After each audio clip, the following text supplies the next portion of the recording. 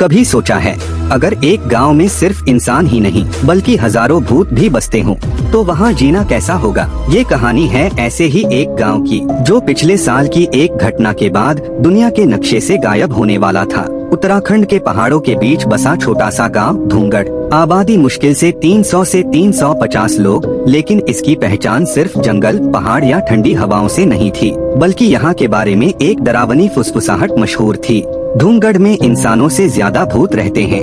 गांव के चारों ओर घना जंगल, जिसमें सूरज ढलने के बाद कोई नहीं जाता था। कहते हैं यहाँ रात के समय कई जगहों पर एक साथ सैकड़ों आवाजें सुनाई देती थीं, औरतों के रोने की, बच्चों के हंसने की और किसी के जोर से सांस लेने की। पिछले साल मई के महीने में एक सिटी यूट्यूबर अमित शर्मा अपने दो दोस्तों रजत और विक्रम के साथ यहाँ एक वीडियो डॉक्यूमेंट्री बनाने आए। उनका मकसद था धूंगड़ के 1000 गोश्त के मिथक का सच सामने लाना। गांव में पहुंचते ही उन्होंने अजीब चीजें नोटिस की। गांव के ज्यादातर घर खाली थे, लेकिन दरवाजे खुले थे। हर घर में धूल और मकड़ी के जाले होने के बावजूद रसोई में ताज़ा लकड़ियों की खुशबू थी, जैसे किसी ने अभी अभी आग जलाई हो। और सबसे डरावना, दिन के उजाले में भी किसी पेड़ के पीछे से उन्हें देखने वाली आंखों का एहसास हो रहा था। गांव के बुजुर्ग रामेश्वर दास ने उन्हें साफ चेतावनी दी, सूरज ढलने से पहले गांव छोड़ दो, वरना तुम्हें भी ये गांव कभी जाने नहीं देगा। तीनों दोस्तों ने बुजुर्ग की बात को अंधविश्वास मानकर वहीं एक खाली घर में डेरा डाल लिया।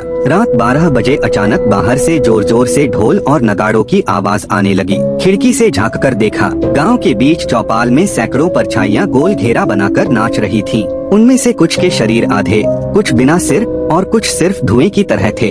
अमित ने कैमरा उठाया, लेकिन जैसे ही रिकॉर्ड बटन दबाया, कैमरे का स्क्रीन ब्लैंक हो गया और उसी वक्त दरवाजे पर जोर की दस्तक हुई। खोलो, हमसे मिलने का वादा किया था न।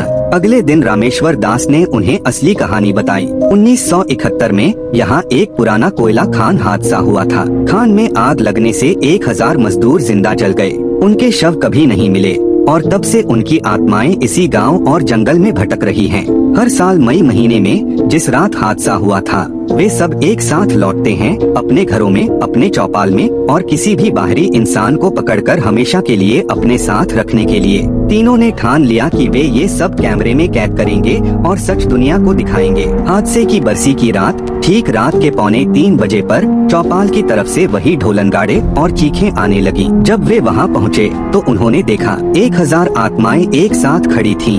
उनके चेहरे जल चुके थे, आंखें धधक रही थीं, और उनमें से एक ने विक्रम का हाथ पकड़ लिया। उसके पकड़ते ही विक्रम की सांस रुक गई और उसका शरीर राख बनकर गिर पड़ा।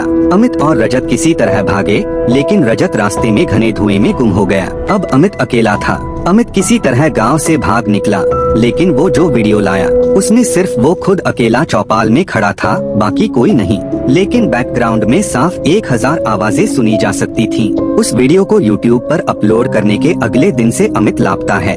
पुलिस ने जांच की, लेकिन धूंगड़ गांव का लोकेशन किसी भी मैप से गायब था। कहते हैं धूंगड़ अब सिर्फ उन्हीं लोगों को मिलता है जिन्हें वहां के 1000 आत्माओं ने खुद बुलाया हो। अगर कभी आपको भी रात में ढोलन गाड़ों की आवाज सुनाई दे तो पीछे मुड़कर मत देखना, शायद वो आपको भी अपने गांव ले जाने आए हों।